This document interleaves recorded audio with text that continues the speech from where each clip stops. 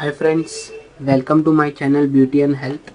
इसमें मैं आपको कुछ हेल्थ एंड ब्यूटी रिलेटेड जो प्रोडक्ट्स हैं उसकी इन्फॉर्मेशन देने वाला हूँ, जितने भी प्रोडक्ट्स रहते हैं। आज शुरुआत करते वक्त मैं आपको स्किन लाइट क्रीम के बारे में कुछ बताना चाहता हूँ। तो शुरू करते हैं इसके एक्टिव इंग्रेडिएंट्स के बारे में। दोस्तों, इसमें 3 प्रकार के एक्टिव इंग्रेडिएंट्स रहते हैं। जैसे कि आप देख रहे हैं, इसमें हाइड्रोक्विनोन है, ट्रेटिनोइन है और मोमेटासोन फ्यूरिएट है। चलिए इसकी मात्रा जान लेते हैं। जो हाइड्रोक्विनोन है, अगर आप देख सकते हैं इसमें, तो इस पे दिया हुआ है कि हाइड्रोक्विनोन जो है वो 2% है। ट्रेटिनोइन है जो 0.025% है और मोमेटासोन फ्यूरिएट जो 0.1% है, जो कि इनफ है, काफ़ी है आपके चेहरे में इफ़ेक्ट्स देने के लिए। नॉर्मल यूजेस जो होते हैं इस क्रीम के, लोग अक्सर यूज़ करते हैं स्किन लाइट, माने कि थोड़ा सा कलर लाइट करने के लिए या फिर गोरा होने के लिए, साफ शब्दों में। ठीक है, मार्केट में ये क्रीम मिलती है 20 ग्राम की, लीवा हेल्थ केयर से है और इसकी मार्केट प्राइस है, आपको मिल जाएगी 165 में। ओके, तो ये तो हो गया इसके कंटेंट्स के बारे में। अब मैं आपको इसके यूजेस के बारे में बताता हूँ कि ये क्रीम किस चीज़ के लिए यूज़ कर सकते हैं।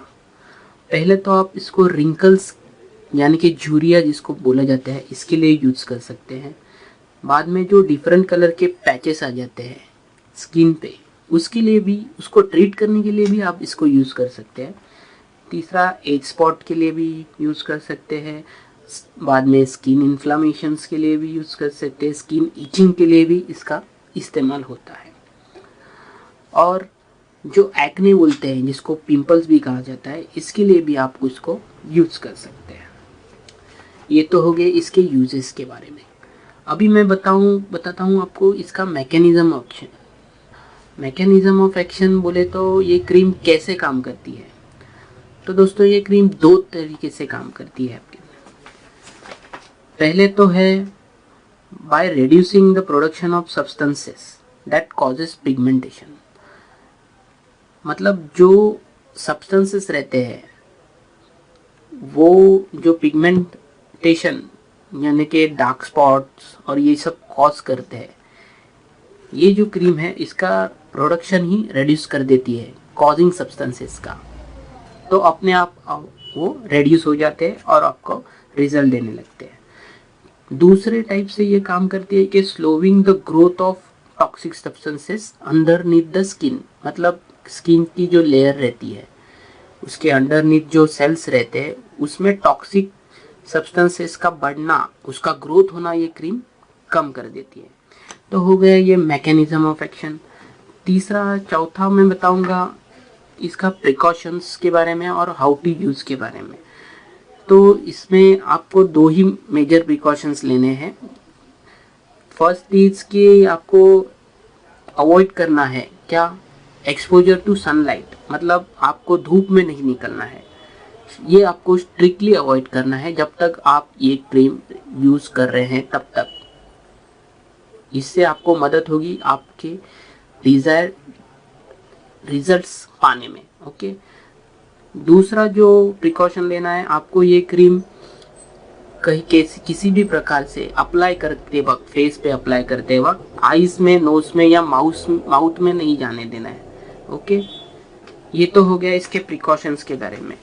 5th पॉइंट जो मैं बोलने वाला हूँ, इसके ड्रग इंटरेक्शंस के बारे में। मतलब ये क्रीम यूज़ करते वक्त आपको कौन कौन से ड्रग्स नहीं लेने हैं, या फिर अगर ड्रग्स ले रहे हैं तो ये क्रीम नहीं लगानी है। इसमें आपको अगर बेंजोइल पेरोक्साइड नाम का जो एक्टिव इंग्रेडिएंट किसी क्रीम में आप यूज़ कर रहे हैं, अगर वो यूज़ कर रहे हैं तो ये नहीं यूज़ करनी है। दूसरा, इट्राकोनाजोल जो डॉक्टर्स लिखते हैं skin problems, major skin problems में लिख देते हैं कि ईचिंग अगर हो रहा है तो इट्राकोनाजोल नाम की कैप्सूल लिख देते हैं। अगर आप वो ले रहे हैं तो इसको यूज़ ना करें। तीसरा है मिनॉक्सिडिल कंटेंट वाला, कोई भी मिनॉक्सिडिल कंटेंट वाला प्रोडक्ट आप यूज़ कर रहे हैं, हेयर रीग्रोथ के लिए जो मिनॉक्सिडिल यूज़ करते हैं, अगर आप वो यूज़ कर रहे हैं तो आपको स्किन लाइट यूज़ नहीं करना है। ओके, तो ये सारे जो हैं ड्रग्स अगर आप यूज़ कर रहे हैं तो स्किन लाइट यूज़ मत कीजिए, स्किन लाइट यूज़ कर रहे हैं तो वो ड्रग्स यूज़ मत कीजिए। ओके, 6th पॉइंट मैं आपको इसके कॉन्ट्रा इंडिकेशंस के बारे में बता दूं। अगर आपको हाइड्रोक्विनोन, ट्रेटिनोइन और मोमेटासिम फ्यूरिएट इससे कभी भी एलर्जी हुई है पास्ट में, तो आपको स्ट्रिक्टली ये क्रीम यूज़ नहीं करनी है। अगर किसी भी इसके एंटी एक्टिव इंग्रेडिएंट्स से आपको एलर्जी है तो आपको ये क्रीम यूज़ नहीं करनी है। दूसरा, इंजूर्ड स्किन पे, मतलब चोट लगा हुआ स्किन पे आपको इसका इस्तेमाल नहीं करना है। तीसरा, लैक्टेशन में आपको इसका यूज़ नहीं कर सकते। लैक्टेशन बोले तो ब्रेस्ट फीडिंग में आप इसको यूज़ नहीं कर सकते। तो ये तो हो गया दोस्तों, मैंने आपको इसके कंटेंट के बारे में बताया, यूजेस के बारे में बताया, मैकेनिज्म बताया, precautions, how to use, drug interactions और कॉन्ट्रा इंडिकेशन, ये सब हो गया। इसके बावजूद जो नॉर्मल क्वेश्चंस लोग पूछते हैं इसमें स्किन के रिलेटेड, वो कुछ इस प्रकार से है। क्या ये क्रीम मैं रिंकल्स और डार्क स्पॉट्स के लिए यूज़ कर सकता हूँ? तो मेरा आंसर है हाँ, आप ज़रूर यूज़ कीजिए, क्योंकि इसके यूजेस में ही लिखा है कि ये डार्क स्पॉट और रिंकल्स रिमूव करने के लिए यूज़ किया जा सकता है। दूसरा जो सवाल है वो कुछ इस प्रकार से, ये क्रीम का यूज़ मुझे कब तक करना होगा अपने सेटिस्फैक्टरी रिजल्ट्स पाने के लिए?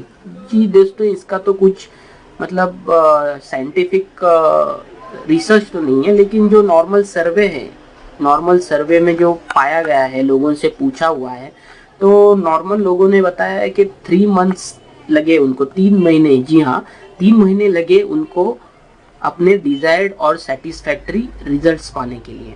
ओके, तो मेरा मानना है कि आप 3 महीने तो कम से कम इसको यूज़ करें। तीसरा जो सवाल है इसमें कि बताया गया है, मतलब पूछा जाता है हर बार कि क्या फ्रीक्वेंसी में मुझे ये क्रीम यूज़ करनी है, बोले तो दिन में कितने बार? तो इसका आंसर है दिन में 1 से 2 बार आपको ये क्रीम यूज़ करनी है। और चौथा सवाल है, क्या मैं ये क्रीम स्टॉप कर सकता हूँ, तो इससे कुछ साइड इफेक्ट होगा? तो इसका आंसर है, अगर आप सडनली इसको स्टॉप कर रहे हैं तो कर सकते हैं, लेकिन इसका कुछ साइड इफेक्ट नहीं है। लेकिन जो भी इफेक्ट आपको मिला है वो न्यूट्रलाइज हो जाएगा, आप बाउंस बैक हो जाएगा, वो इफेक्ट आपकी जिस स्किन पहले जो थी वैसे ही हो जाएगी। ओके, और जो लास्ट क्वेश्चन है इसके रिलेटेड, वो ये पूछा जाता है कि प्रेगनेंसी और ब्रेस्ट फीडिंग में क्या ये क्रीम हम यूज़ कर सकते हैं? तो मेरा मानना है दोस्तों कि प्रेगनेंसी और ब्रेस्ट फीडिंग में आप कोई भी क्रीम या कोई भी मेडिसिन अगर लेते हैं तो आप प्लीज़ डॉक्टर से कंसल्ट किए बिना उसको यूज़ ना करें।